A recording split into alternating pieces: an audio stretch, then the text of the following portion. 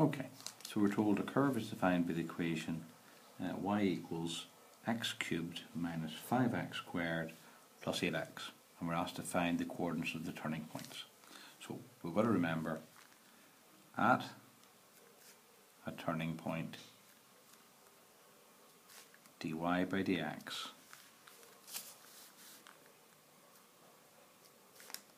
equals 0.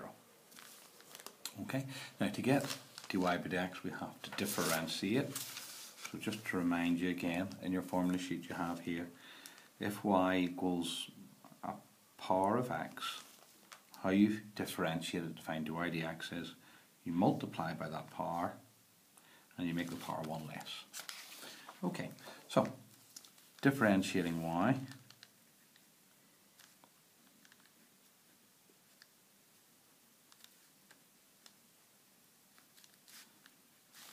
gives,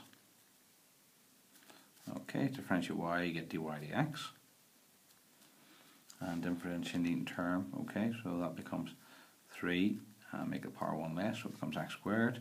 2 times minus 5 is minus 10, make it 1 less, x to the power of 1, and if you differentiate 8x, you just get 8. Okay, setting it equal to 0,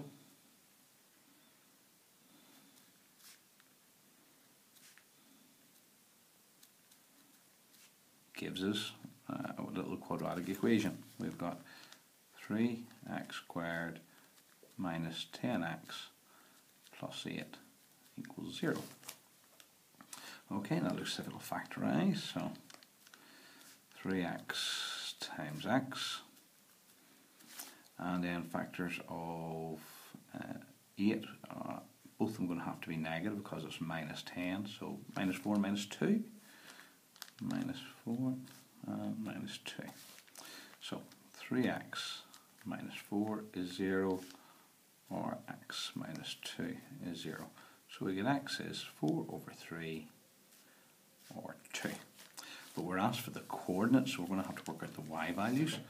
Okay, so at x equals 2, y is equal to 2 cubed minus 5 times 2 squared plus 8 times 2. And I'll key that correctly into our calculator, we'll get 4. And then we've got to do it at 4 over 3. And same idea, so 4 over 3 cubed minus 5 times 4 over 3 squared plus 8 times 4 over 3. And we'll key that into our calculator and we get 4 and 4 27ths. So that means there's turning points at 4 and a third, or 4 thirds, sorry, 4 and 4 27ths, and at 2, 4. Okay, next part. Identify each turning point as either a maximum or a minimum. You must show working to justify your answers. Now, for us to do this, we use d2y by dx squared, which is dy by dx differentiated. Okay, so differentiating dy by dx gives, so again as in the previous, we're going to take the dy by dx in this case, we're going to multiply by the power and make the power 1 less. Okay, so 2 3s are 6, so d2y, that's what you get when you differentiate dy by dx, d2y by dx squared. First term, 2 3s are 6, so 6, and make it 1 power less, and same with the 10, differentiate minus 10x, and you get minus 10. Now what we do is we put each of the x values for our turning point in turn, and see if it's positive or negative. Okay, so at x equals 2, d2y dx squared is 6 times 2, take away 10, which is 2. Because d2y by dx squared is positive, it doesn't matter what positive value, as long as it's positive, we know that that's a minimum point. So we can say the point 2, 4 is a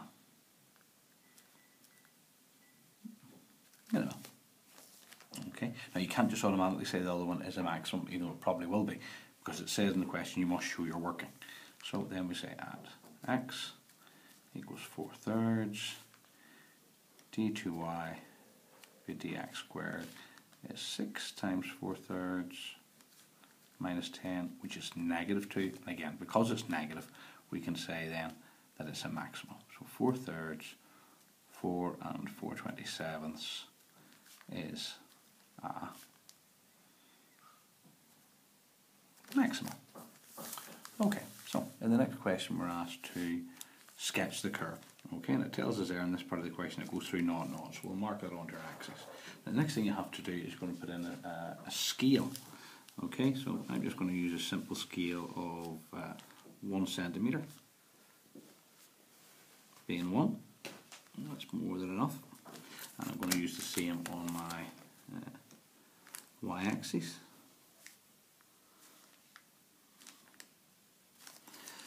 Okay, then we plot the maximum and minimum point. Okay, so we know 2, 4 is a minimum, so 2, then we've got 2, 4, so just to be nice and accurate, line it up because I haven't got graph paper. There's the point 2, 4. The other point is 4/3, which is just a bit more than 1, so that's just about 1.3, okay, there, and a bit more than 4. Okay, so a